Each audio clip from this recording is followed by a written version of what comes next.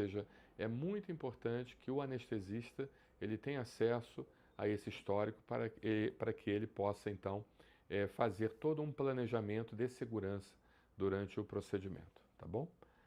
Agradeço a sua pergunta, obrigado. O meu paciente, ele pergunta que ele ouviu falar em mastocitose. Ele está com medo de estar desenvolvendo mastocitose. Ele queria saber o que é isso e como a triptase se encaixa nesse diagnóstico. É o mesmo paciente. Assim, a gente já falou muito sobre mastocitose, mas eu vou dar uma palhinha rápida aqui. A mastocitose é uma síndrome de ativação mastocitária primária, onde você tem alteração do receptor da tirosinoquinase. Você tem um aumento na produção desses receptores da tirosinoquinase e, consequentemente, uma ativação mastocitária com degranulação de substâncias vasoativas do mastócito. Então, a triptase, ela ajudaria também a fazer o diagnóstico, ajudar no diagnóstico do mastócito. É lógico que ela não vai fazer o diagnóstico, mas ela vai ajudar no diagnóstico. A forma como você tem de diagnosticar a mastocitose é através da biópsia de medula e com a avaliação de um hematologista, ok? Essa é a forma que nós temos de fazer o diagnóstico da mastocitose. Mas a dosagem basal e a dosagem após ou durante os sintomas, se ela passar de 20 mais 2, ou seja, isso já seria um grande indicativo de que o paciente estaria desenvolvendo a mastocitose e ele poderia ser encaminhado então para o hematologista, para que o hematologista possa fazer então a avaliação mais completa, tá bom? Muito obrigado pela sua pergunta. Muito bem. Tem uma pergunta aqui sobre alergia a látex, tá?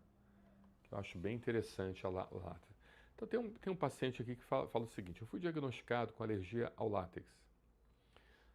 Por que é importante testar os componentes do látex e não apenas o látex em geral? Porque o meu médico me prescreveu esses exames e são muito caros e eu não estou com condição de pagar. Eu agradeço imensamente sua pergunta. Realmente, a medicina, como é que eu vou lhe dizer? A medicina padrão ouro, né? A medicina que, de certa forma, deveria ser acessível a todos, infelizmente acaba não sendo. Mas é por isso que existiria, né, o Estado, para o Estado cobrir isso, ou seja, para o Estado cobrir o bem comum, para atender a necessidade de todos. Eu entendo perfeitamente, mas entenda que, por exemplo, existem alguns componentes que você precisa avaliá-los justamente para você saber se haveria necessidade de você retirar determinados alimentos do paciente. Existe uma reação chamada reação látex-fruta, onde componentes do látex eles são semelhantes em várias frutas e também alguns legumes. Então, existe a jaca, por exemplo, a jaca, o aipim, a banana, o kiwi, a própria cannabis. Eles têm componentes que podem dar reação cruzada com látex e ao consumir esses alimentos, você também vai desenvolver uma reação muito semelhante à que você desenvolveria ao látex, podendo até desenvolver a chamada reação anafilática. Então, existem alguns componentes da reação látex-fruta, como por exemplo o HEVB1, o HEVB3, o HEVB5 e o HEVB 6.02, que são componentes que estão diretamente relacionados a essa reação.